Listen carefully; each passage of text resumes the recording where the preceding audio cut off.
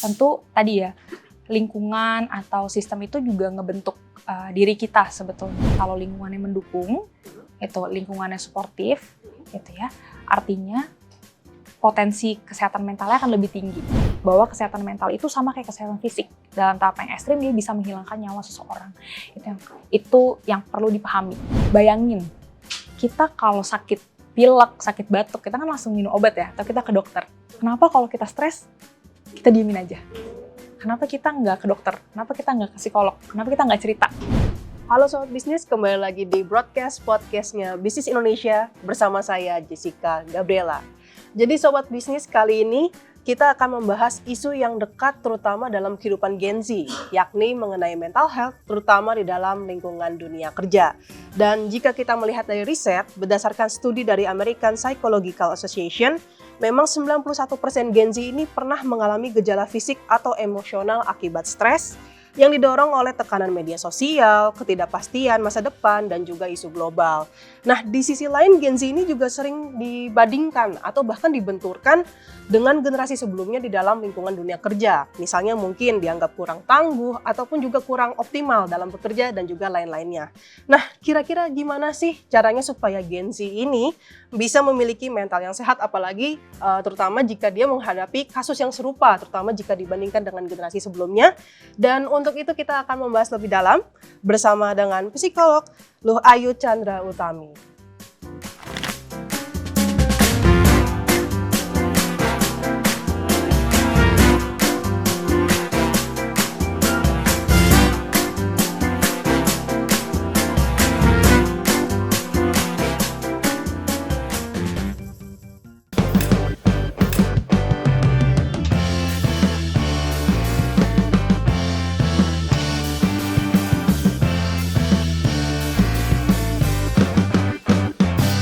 Broadcast, podcastnya Bisnis Indonesia. Oke Kak, selamat datang di kantor Bisnis Indonesia. Sebelumnya terima kasih banyak Kak atas waktunya mau berbincang bersama dengan broadcast gitu ya. Jadi sesuai dengan yang aku sampaikan tadi, memang ini tuh menjadi masalah apa ya, mungkin bagi Gen Z gitu ya, unek-unek karena sering dibandingkan oleh generasi sebelumnya. Tapi mungkin sebelum membahas masalah itu, aku pengen nanya tentang isu kesehatan mental yang saat ini tuh tampak menjadi seolah menjadi hal yang penting gitu ya, kayak hal yang sangat krusial gitu ya. Padahal mungkin di era sebelumnya orang tua kita, mama kita, papa kita tuh mungkin juga mengalami hal yang serupa. Tapi mengapa akhirnya pada saat ini isu kesehatan mental tuh seolah menjadi hal yang sangat penting? Terima kasih juga Kak udah undang aku di sini gitu ya. Jadi kenapa akhir-akhir ini sekarang tuh kesehatan mental tuh kayak naik gitu ya Kak ya.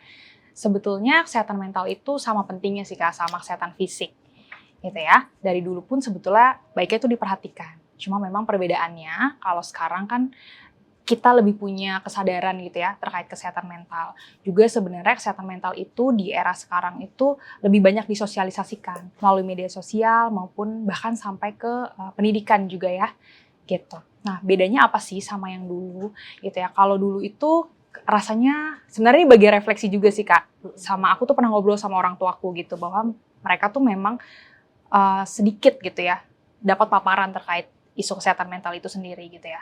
Kita juga bisa memahami sebetulnya dari kehidupan mereka juga gitu. Kalau kita kan Gen Z, berarti tuh aku sempat searching juga Gen Z itu berarti kelahiran 97 sampai 2012 ya. Berarti sekarang tuh usianya 14 sampai 29 tahun gitu. Kemungkinan tuh orang tua kita tuh berarti di generasi X ya, yang lahir di tahun 1960-an sampai 1980-an lah. Itu memang di situ tuh isu-isu yang sifat emosional, kesehatan mental tuh belum jadi fokus utama gitu.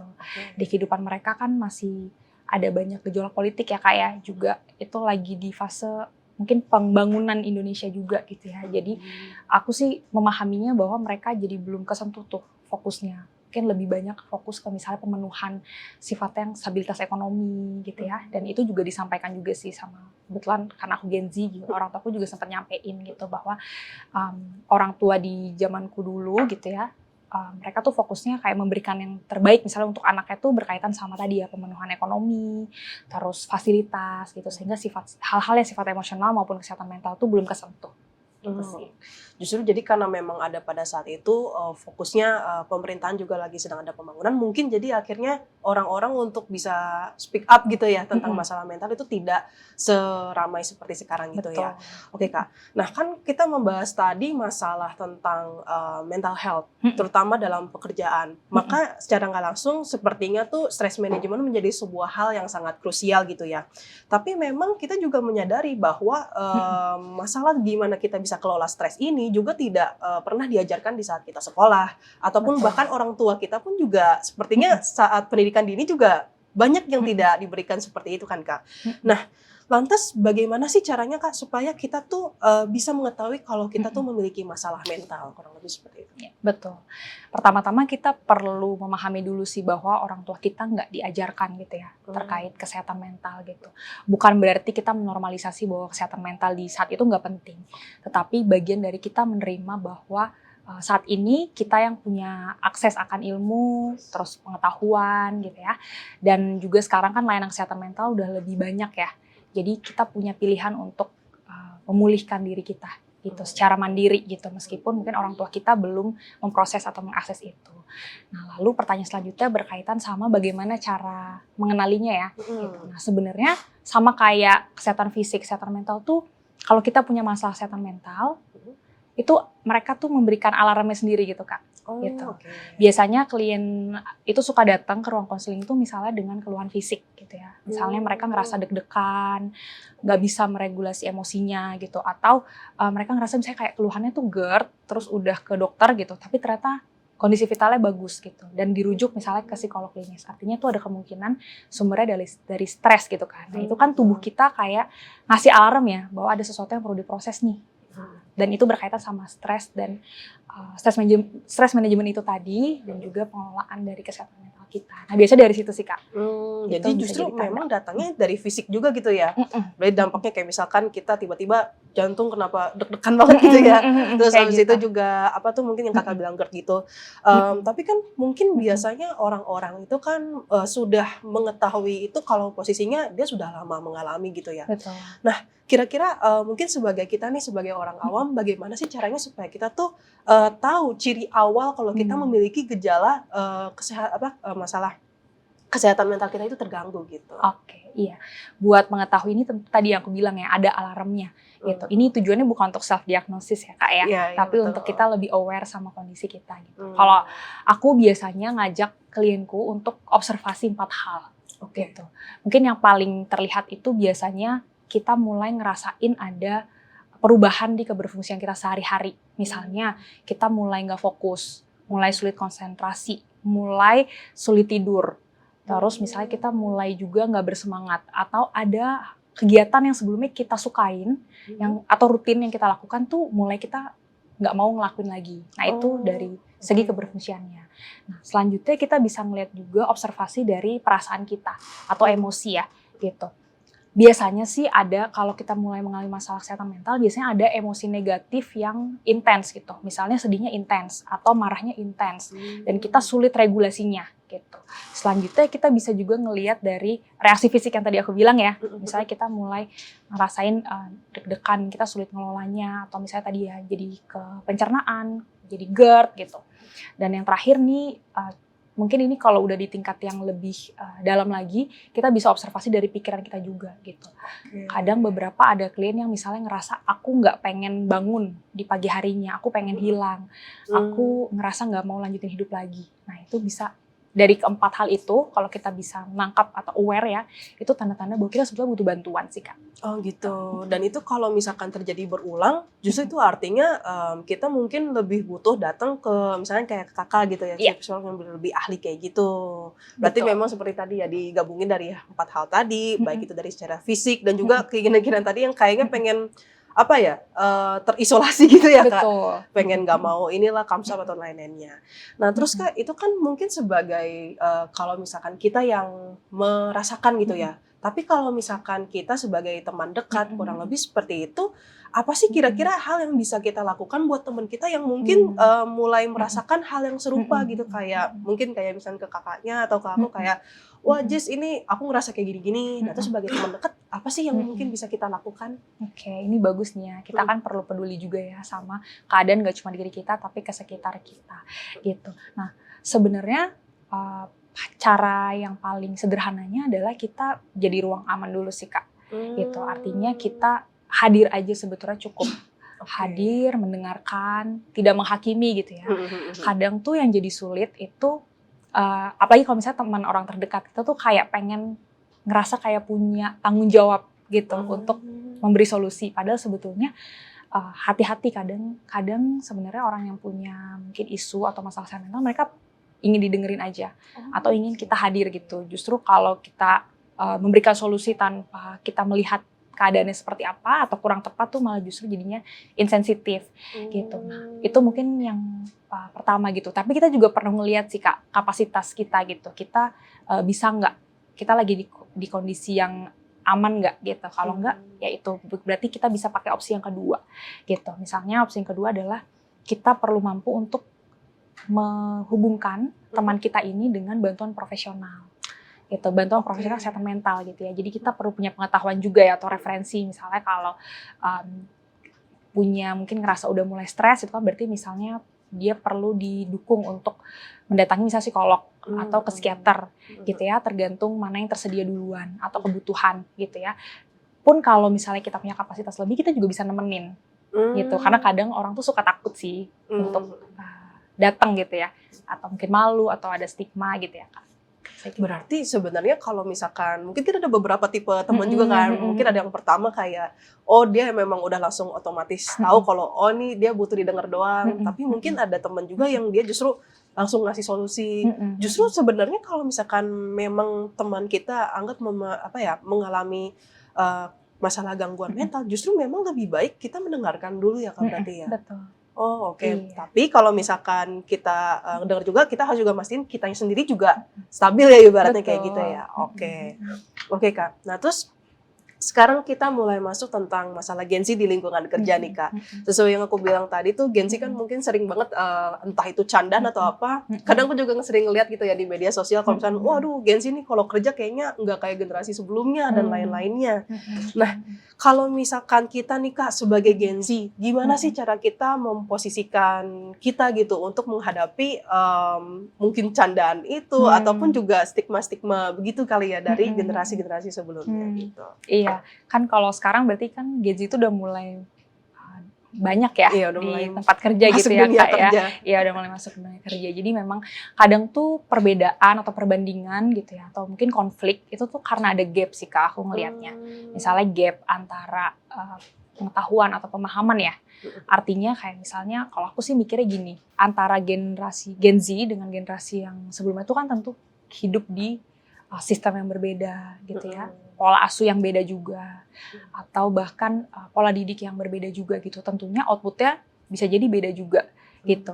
Nah, kadang gap pengetahuan itu sih yang bikin kita langsung menggeneralisasi atau langsung menilai gitu ya. Apalagi sekarang kan masif juga ya, kayak misalnya penggeneralisasian di internet gitu. Nah kadang kalau kita terjebak sama generalisasi itu, kita jadi nggak melihat bahwa manusia itu sebetulnya unik. Gitu ya, punya potensi atau karakternya masing-masing gitu. Jadi mungkin sebagai Gen Z atau sebagai generasi lainnya juga kita perlu bisa menangkap bahwa ada gap yang bisa jadi beda ini, dan ini bukan langkah untuk saling menyalahkan atau mencari tahu siapa yang paling salah atau yang paling benar gitu ya. Justru menurutku ruang gap ini ada untuk kita saling memahami sih. Ada gaya bekerja yang beda-beda gitu. Sambil tadi yang aku bilang, kita jangan kejebak sama generalisasi, tapi kita melihat juga potensi individu itu gitu ya. Karena individu kan unik ya, kita bisa ngeliat dari sikap kerja dia juga, dari kepribadian dia juga yang justru itu lebih ngebentuk orang sih sebetulnya. Nah mungkin kalau tambahannya, kalau misalnya dibercandain ya gitu, mungkin ini refleksi juga ya sebagai aku yang juga Gen Z dan teman-teman kerjaku tuh banyak yang jauh lebih tua dari aku gitu. Kadang di awal tuh candaan itu bisa jadi itu sebenarnya cara mereka untuk akrab gitu, karena nggak ada topik gitu misalnya Betul, Kak betul. gitu. Jadi kita perlu bisa nangkep itu juga, ini arahnya candaannya tuh karena mereka pengen akrab atau ini udah lebih dari itu gitu. Nah, biasanya kalau untuk akrab kan ketika kita udah punya topik, nanti topiknya akan bergeser sendiri gitu sih Kak. Gitu. Tapi beda lagi ya kalau misalnya candaan itu tujuannya tadi ya untuk menyalahkan, tentu itu kita perlu bisa menilai lagi sampai mana batas candaan. Itu mungkin tambahannya ya Kak ya. Oke. Gitu. Berarti sebenarnya itu mungkin bisa aja approach dia supaya dia tuh bisa kenal kita lebih banyak lagi. Betul. Nah, tapi kan sebenarnya tadi membahas yang masalah gap tadi. Gap itu sebenarnya lebih fokus di mana sih? Apakah gap dari cara kerjanya ataupun cara ekspresinya Gen Z atau memang masalah isu yang terjadi gitu. Misalkan mungkin kalau dulu kan kerjaan apa ya ibaratnya ya skalanya tidak lompat kayak gitu kan. Apakah itu memang hal yang terjadi di sosial atau memang cara Gen Z-nya aja itu gapnya? Oke. Kalau mungkin enaknya dikasih contoh ya Kak ya. Kalau mungkin salah satu contohnya banyak Gen Z itu dapat stigma kalau mereka tuh kurang tahan banting. Iya. Gitu ya. Nah, sebetulnya aku ngelihatnya tuh karena kan Gen Z ini salah satunya, ini perkiraanku ya Kak ya dari observasiku, karena kita tuh lahir di era teknologi ya. Mungkin kita jadi kayak bergantung sama teknologi gitu. Tapi menurutku ini bisa jadi dua mata sisi gitu. Bisa jadi ini bukan nggak hanya kelemahan aja gitu, tapi ada kekuatan di sisi lain gitu. Misalnya tadi nggak tahan banting karena apa? Karena kita udah punya akses ya misalnya tentang kesehatan mental. Terus kita jadi dikit-dikit misalnya kita ngeluh di sosmed atau misalnya dikit-dikit kita curhat gitu ya. Sebenarnya justru itu cara coping yang bagus. Karena ketika ada masalah kita kenal gitu ya. Terus kita coba cari bantuan. Nah, cari support gitu. Itu kan karena kita punya pengetahuan dari mungkin akibat dari teknologi itu. Jadi kita nggak bisa melihat itu sebagai satu sisi mata koin aja gitu. Selalu ada kelebihannya gitu. Atau misalnya tadi kalau generasi lainnya merasa dia lebih tahan banting, misalnya lebih kuat. Nah, kita perlu pahami lagi, jangan-jangan iya betul lebih tahan banting, tapi di sisi lainnya ternyata memendam emosi, ternyata nggak gampang ekspresin emosi. Nah, itu kan dampak ke kesehatan mentalnya juga bisa berbeda. Gitu. Jadi misalnya dia malah nggak punya support yang memadahi, justru nanti malah lebih dampaknya cara coping masalahnya jadi kurang adaptif tuh karena cenderung memendam masalah gitu. Jadi menurutku nih setiap hal memang selalu ada sisi kutub positif dan negatifnya sih Kak gitu. Jadi gimana kalau gap ini tuh jadi kolaborasi atau jadi saling memahami gitu.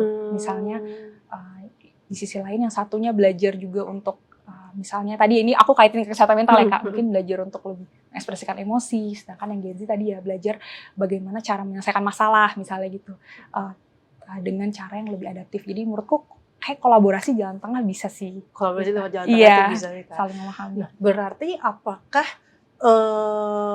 ngaruh Kak kalau misalkan Gen Z ini sifatnya kayak gini-gini atau sebenarnya sifat yang dimiliki Gen Z itu sebenarnya juga dimiliki oleh mereka gitu Kak. Jadi apakah itu sebenarnya ngaruh atau enggak sih Kak yang tentang masalah generasi itu?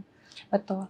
Tentu tadi ya lingkungan atau sistem itu juga ngebentuk diri kita sebetulnya. Ngebentuk cara tadi ya karena dia tersosialisasi dari pola asuh, terus dari cara kita bersosialisasi satu sama lain. Nah, tapi jangan lupain juga sih Kak bahwa tadi ya kesehatan mental itu multifaktor. Gitu ya, ada yang biopsikososial gitu ya, biologis tadi yang aku bilang keunikan individu, kepribadian gitu. Terus ada psikologis, biologis tuh lebih ke genetik sih, bawaan kita, kerentanan individu, psikososial tadi yang kepribadian, psikologis gitu ya, sosial tuh lingkungan. Nah, mungkin kalau kita generalisasi langsung ke generasi ini, cirinya seperti ini, itu mungkin kita hanya melihat di aspek lingkungannya aja atau sosialnya aja. Padahal tadi aku bilang ada keunikan individu yang kita sulit tuh untuk tangkep secara umum gitu. Tentunya ada kemungkinan juga sih ciri yang dipunya Gen Z itu dipunya juga sama generasi lainnya gitu. Kalau kepribadiannya beda atau dia membawa kerentanan yang berbeda juga. Tadi ya kerentanan biologis gitu ya. Kayak gitu sih Kak. Berarti itu artinya bukan mungkin karena Gen Z itu dia lebih dekat dengan teknologi, makanya mereka tuh lebih sering speak up di sosmed. Iya, betul. Nah, terus akhirnya langsung generasi-generasi sebelumnya yang mungkin bukan jarang ya, tapi belum mengenal teknologi sedekat Gen Z, jadi kayak, oh Gen Z tuh orangnya dikit-dikit misu, padahal mungkin sebenarnya mereka juga cuman caranya beda gitu ya kayak. Terus juga, oh dikit-dikit masalah kayak gini. Nah, terus akhirnya banyak orang menggeneralisasi si Gen Z ini. Dan juga sebenarnya padahal nggak cuma Gen Z doang ya, tapi ada beberapa sifat yang memang sebenarnya dimiliki oleh generasi-generasi sebelumnya karena ada berbagai faktor yang tadi Kakak sebutkan tadi ya. Oke. Nah, terus Kak, tadi kan mungkin kita bahas tentang masalah generasi salah satu generasi gitu ya. Tapi benar nggak sih Kak kalau misalkan peran lingkungan itu sebenarnya begitu besar untuk menekan konflik ataupun benturan yang terjadi, terutama kita dalam membahas masalah gangguan kesehatan mental. Betul Kak. Tadi yang aku bilang 3 hal tadi ya, bahwa kesehatan mental itu multifaktor gitu ya. Kalau kita mungkin sederhananya gini, kalau lingkungannya mendukung, itu lingkungannya suportif, gitu ya. Artinya potensi kesehatan mentalnya akan lebih tinggi. Gitu. Lingkungan yang suportif itu seperti apa? Mungkin kalau kita spesifik ke dunia kerja gitu ya, misalnya ada jam kerja yang mungkin sesuai gitu ya, misalnya ada upah gaji yang sesuai gitu ya, lalu lingkungannya tuh nggak balance gitu ya, nggak, tekanan ada, boleh ada, tapi tuh nggak sampai ke level misalnya ada kekerasan, ada bullying, itu kan artinya itu berarti nggak suportif gitu. Lalu ada dukungan gitu. Seseorang ini punya dukungan sosial, baik dari temannya, misalnya rekan kerja yang bisa diajak kerja sama, suportif, maupun dia punya sumber daya dukungan di luar, misalnya punya teman dekat yang bisa dengerin dia cerita gitu ya. Lalu misalnya lingkungan suportif lainnya itu punya akses untuk ke layanan kesehatan mental, atau misalnya dijamin juga oleh perusahaan, itu artinya lingkungan mendukung. Maka kalau lingkungan kerja mendukung seperti itu, potensi kesehatan mental akan lebih tinggi. Gitu. Sebaliknya, kalau lingkungan kerjanya atau lingkungan yang nggak suportif, gitu ya, misalnya tadi aku bilang ada kekerasan, gitu ya, lalu ada konflik yang nggak terselesaikan, baik itu misalnya antara rekan kerja maupun misalnya antara staf dan atasan misalnya gitu. Lalu misalnya dia nggak ada support sistem dan pemenuhan hak-haknya nggak terpenuhi gitu, maka itu kan lebih berisiko untuk mengalami tadi masalah kesehatan mental. Gitu. Sambil dikombinasikan sama 3 faktor tadi ya. Bagaimana dia kepribadiannya, atau misalnya bagaimana dia membawa kerentanan sebelumnya, bagaimana pola asuh yang tadi yang lebih individu gitu sih Kak. Berarti memang perannya cukup besar gitu ya dengan ada faktor-faktor tadi. Nah terus Kak, mungkin kalau misalkan banyak yang ngomong kayak, wah sebenarnya saya juga pengen nih kerja di kantor yang kayak gitu, tapi mungkin mereka kan berakhirnya dapat di kantor yang mungkin mengalami yang tidak terlalu concern tentang masalah mental health ini. Nah terus gimana sih caranya supaya si Gen Z ini mungkin dengan tadi ada stigmanya, belum lagi juga dengan kantor yang mungkin kurang concern tentang masalah mental health, gimana caranya supaya dia setidaknya dalam sehari-harinya bisa menjaga apa ya ibaratnya ya, orang bilangnya itu kayak kewarasannya kayak gitu. Nah itu gimana sih kayak gitu? Kayak lebih ke bagaimana menjalani daily activity ya di lingkungan kantor misalnya gitu. Nah, sebenarnya nggak cuma kantor sih, tapi di berbagai tempat itu selalu ada potensi kelebihan dan kekurangannya gitu ya kayak gitu. Ada yang mungkin kayak privilege-nya bagus gitu ya, fasilitasnya bagus, tapi rekan kerjanya kurang sportif gitu, atau sebaliknya misalnya lingkungannya nyaman banget, tapi ternyata nggak terlalu mengembangkan diri. Nah itu, aku sering banget tuh denger cerita-cerita kayak gitu. Jadi kayak nggak ada yang sempurna sebetulnya di satu tempat ya, gitu. Nah biasanya tuh aku suka kayak nanya lagi sih, aku ngajak refleksi sih ke klienku misalnya pas datang ke aku ya keluhannya, apa yang mau kamu capai misalnya, bagaimana kamu membayangkan dirimu misalnya jangka panjang gitu ya, dikaitkan sama di kantor itu, dan ini jawabannya bisa beda-beda gitu kayak. Mungkin secara umumnya kita perlu mengakui juga bahwa ada hal yang kita nggak bisa kontrol, gitu. Ada hal yang ada dalam diri kita. Nah biasanya aku suka ngasih ada namanya tuh circle of concern, influence, dan control Kak. Itu kayak bentuknya lingkaran gitu. Artinya kalau di dalam circle itu ada hal-hal yang dalam kendali kita atau yang kontrol itu. Misalnya cara kita berpikir, cara kita merespon, cara kita mempersepsikan sesuatu gitu ya. Itu yang ada dalam diri kita tuh, ada kendali kita. Lalu yang kedua ada circle of influence. Kita nggak bisa ngendalin sepenuhnya.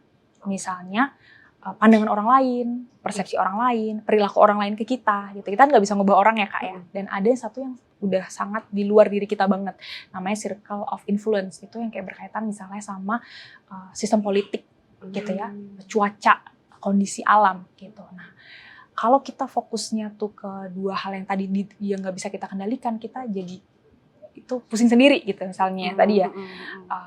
Jadinya aku biasanya minta kayak dia untuk fokusin ke apa yang bisa kamu upayakan, apa yang bisa kamu kontrol gitu.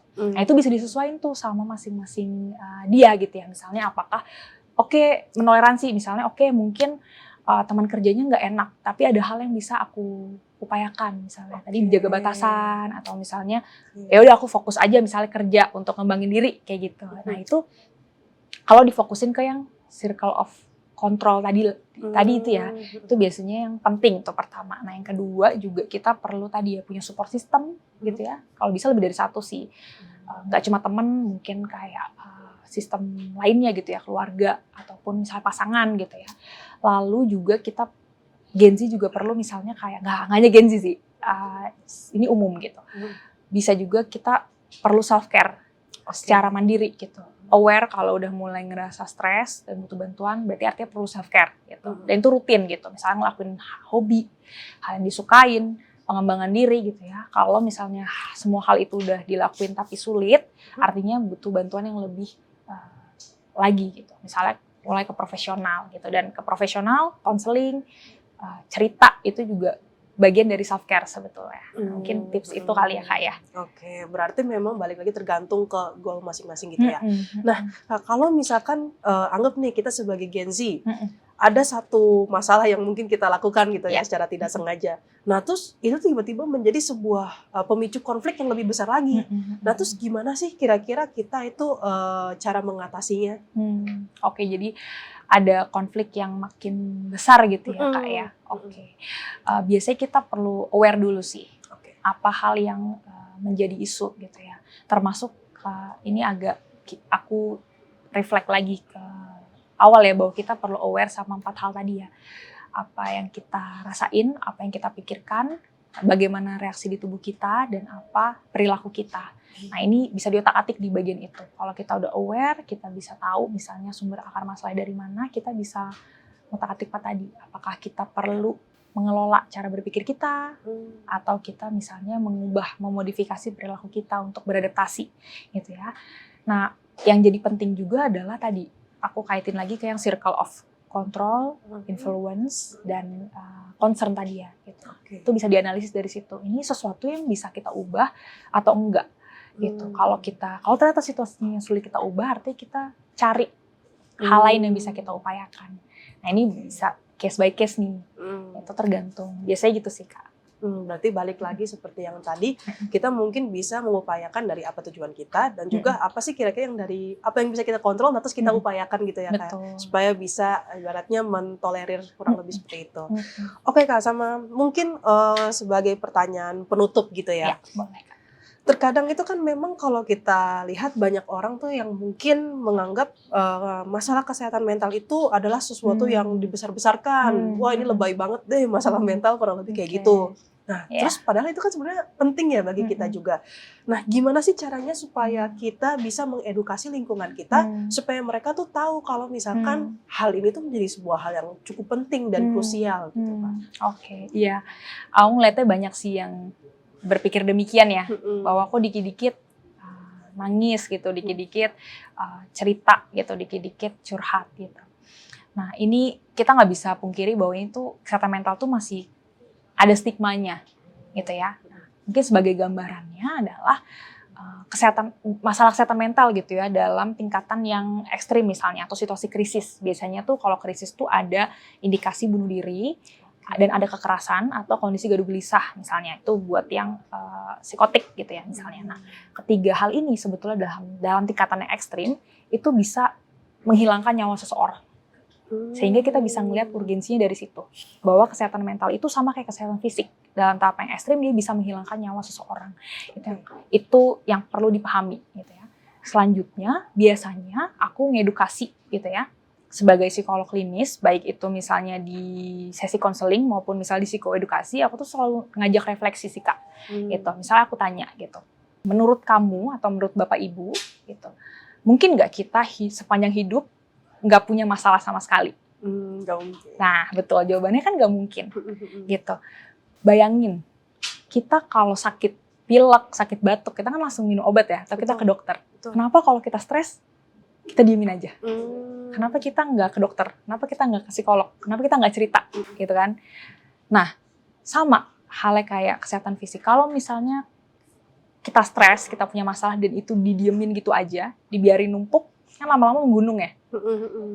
Justru kalau sampai kapasitas kita nggak bisa nampung itu, jadinya kan meledak.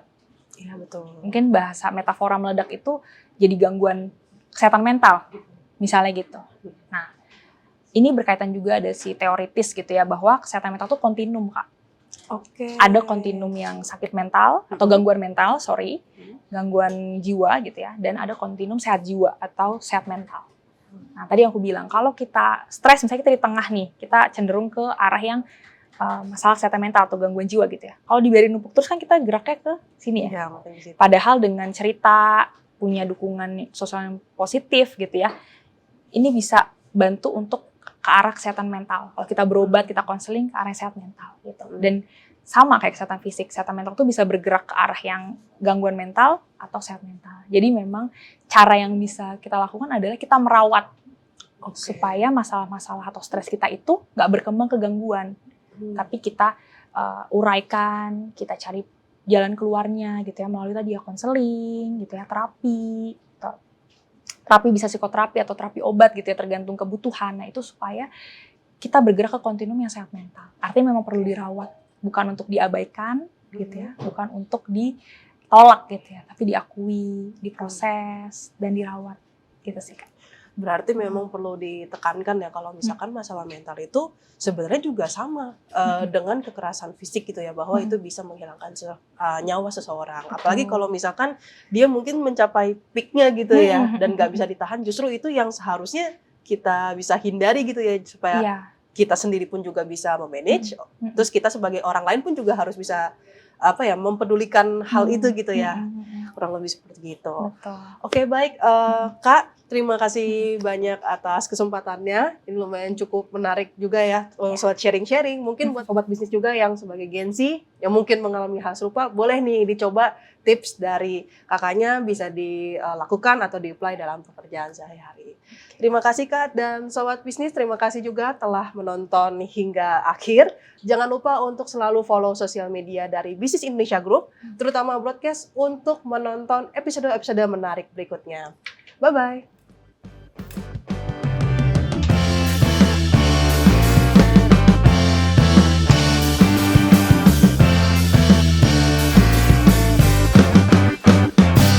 Broadcast, podcastnya Bisnis Indonesia.